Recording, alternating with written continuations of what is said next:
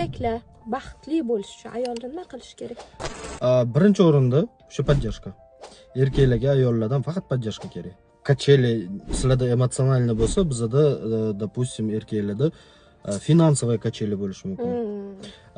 Bir kun ko'p pul topishimiz mumkin, ikkinchi kun nolga tushib ketishimiz mumkin, minusga tushib ketishimiz mumkin. В любом случае nima bo'lgan taqdirda ham men siz bilanman, sizni qo'llab-quvvatlayman, siz buni uddalaysiz deb поддержка qilib tursanglar bo'ldi.